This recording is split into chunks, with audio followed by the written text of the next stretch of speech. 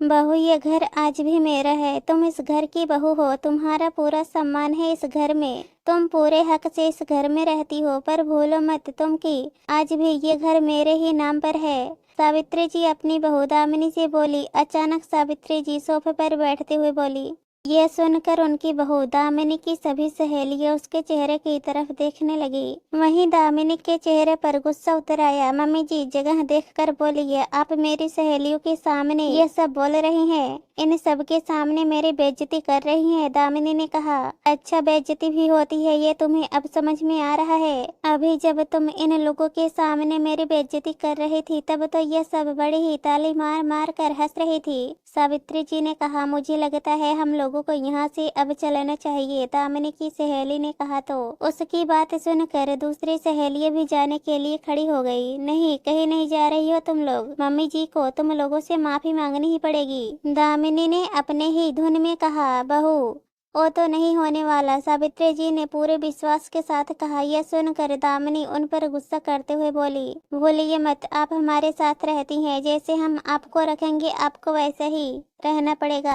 मैं कैसे रहूंगी ये डिसाइड करने वाली तुम होती कौन हो, और बड़ी बेशर्म सहेली है तुम्हारी। इतना सब कुछ सुनने के बावजूद भी ये लोग यहाँ से जाने का नाम नहीं ले रही हैं। अगर मेरी माफी का इंतजार कर रही हैं तो वो तो मैं नहीं मांगने वाली। सावित्री जी ने कहा। यह सुनते ही दामिनी की सहेली उसके रोकने के बावजूद भी वहाँ से चली गई। अब तो दामिनी का गुस्सा सातवें आसमान पर था। आने दीजिए आज आपके बेटे को, आज या तो आप ही रहेंगी या फिर मैं, कहती हुई दामिनी अपने कमरे में चली गई, जबकि सावित्री जी वहीं बैठी रही। आज तो सावित्री जी भी फैसला करना चाहती थी, आखिर कब तक यूं ही अपने स्वाभिमान को मारती रहती। अभी 8 महीने पहले ही तो उन्होंने अपने बेटे गौरव की शादी दामिनी के साथ की थी। उस समय वो कितनी खुश थी, बस हमेशा यही सोचती रहती थी कि बहू घर में आ जाएगी तो अब कम से कम उनका अकेलापन दूर हो जाएगा। पति के देहांत के बाद तो वो बिल्कुल भी अकेली हो गई थी। गौरव उस समय कॉलेज के अंतिम वर्ष में था। उनके पति मरने से पहले इतना पैसा तो छोड़ गए थे कि उन्हें अपने खर्चों के लिए सोचना नहीं पड़ता था। गौरव तो कॉलेज और उसके बाद अपने कोचिंग वगैरह के लिए चला जाता था। उस दौरान वो घर में बिल्कुल अकेली ही रहती थी। तब ये घर कितना काटने को दौड़ता था, 2 लोगों में काम भी कितना होता था, काम भी जल्दी हो जाता था। फिर क्या करे, खैर जैसे तैसे गौरव की पढ़ाई पूरी हुई और जल्दी ही उसकी अच्छी जगह पर प्लेसमेंट भी हो गई। नौकरी लगते ही गौरव के लिए रिश्ते भी आने लगे। जब सावित्री जी ने इस बारे में गौरव से बात की तभी गौरव ने बताया कि वो दामिनी को पसंद करता है। दामिनी उसी के साथ कॉलेज में पढ़ती थी। आखिर गौरव की पसंद से उन्हें क्या समस्या हो सकती थी, इसलिए उन्होंने हाँ कर दी। जल्दी ही गौरव और दामिनी की शादी भी हो गई। पर दामिनी को तो सिर्फ गौरव से मतलब था। वो तो सावित्री जी के साथ बैठना भी पसंद नहीं करती थी। अगर सावित्री जी उनके साथ आकर बैठ भी जाती थी तो दामिनी बिल्कुल चुप हो जाती थी या अंदर अपने कमरे में जाकर बैठ जाती थी।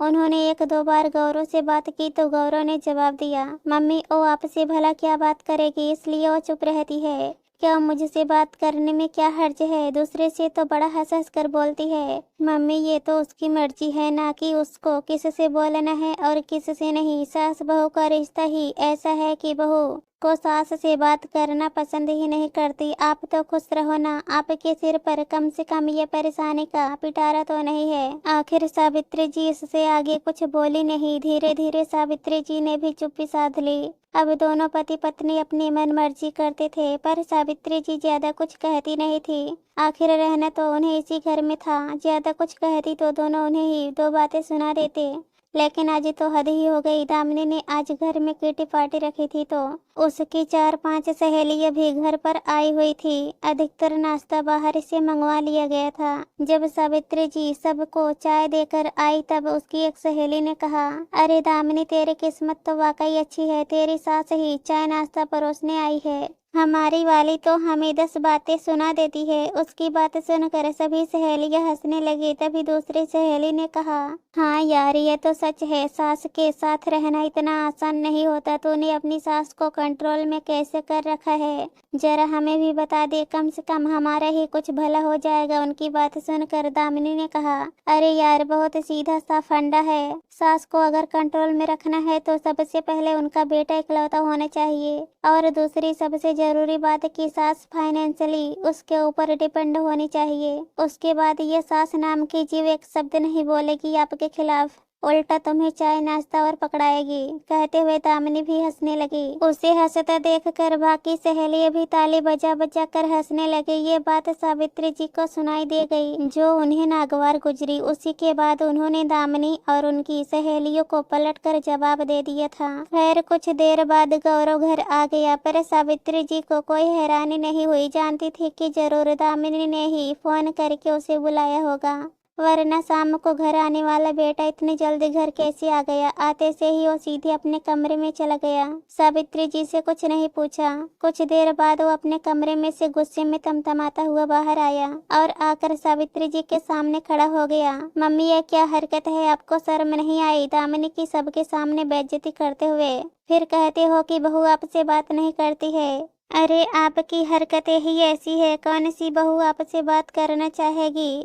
अच्छा, मैंने बेइज्जती की है और बहू इतना कुछ कह गई, वो तो बताया ही नहीं होगा उसने। सावित्री जी ने कहा, मुझे नहीं जानना कि उसने क्या कहा और क्या नहीं। आपको इस घर में रहना है तो हमारे हिसाब से रहना होगा, वरना भूलिए मत, आजकल के बच्चे तो अपनी माँ को वृद्धाश्रम छोड़कर आ जाते हैं। यह सुनकर तो सावित्री जी के पैरों तले जमीन ही खिसक गई, पर दामिनी के चेहरे पर मुस्कान आ गई, ऐसी मुस्कान जो शायद उसके लिए उसकी जीत की मुस्कान थी। पर वो मुस्कान सावित्री जी को चुभ गई। उन्हें यकीन ही नहीं हुआ कि उनका बेटा ये बात कह सकता है। कमरे में बिल्कुल शांति पसर चुकी थी। गौरव दामिनी को लेकर कमरे में जा ही रहा था कि सावित्री जी बोली, हाँ बेटा, मैंने सुना है कि आजकल बच्चे अपनी माँ को वृद्धाश्रम छोड़कर आ जाते हैं, पर तुमने भी सुना होगा कि आजकल के माता पिता भी अपने जवान बच्चों को घर से निकाल देते हैं। सावित्री जी की बात सुनकर दामिनी और गौरव एक दूसरे की तरफ देखकर मुस्कुराने लगे। तब गौरव बोला, मम्मी, आप में इतनी हिम्मत नहीं है कि आप अकेली रह सको,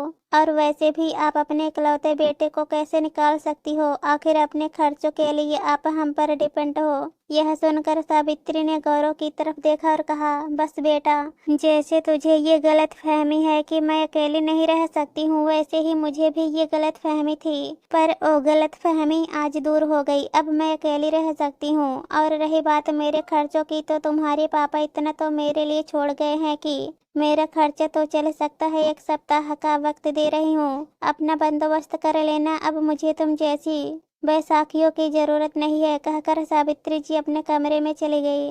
दामिनी और गौरव को लगा कि मम्मी सिर्फ कोरी धमकी दे रही है, लेकिन जब 2-3 दिन बाद सावित्री जी ने यही बात दोहराई, तब जाकर दोनों को समझ में आया कि वो उन्हें सचमुच निकलने के लिए कह रही हैं। गुस्से ही गुस्से में दोनों निकल भी गए, ये सोचकर कि जब मम्मी अकेली रहेगी तो अपने आप ही उनकी अकल ठिकाने आ जाएगी और वो अपने आप ही उन लोगों को बुलाएंगी। पर ऐसा नहीं हुआ। कुछ दिनों बाद सुनने में आया कि सावित्री जी ने अपने मकान में किराएदार रख लिए हैं। आखिर अब दोनों पछता रहे थे। आखिर घर का किराया, मेंटेनेंस खर्च, बिजली के बिल, सब कुछ देना आसान नहीं होता। ऊपर से मकान मालिक की 2 बातें सुनो, ओ अलग। वो लोग सावित्री जी के पास भी गए थे माफी मांगने, पर सावित्री जी ने साफ मना कर दिया। दोस्तों, कहानी पसंद आए तो हमारे चैनल को सब्सक्राइब कर देना। धन्यवाद।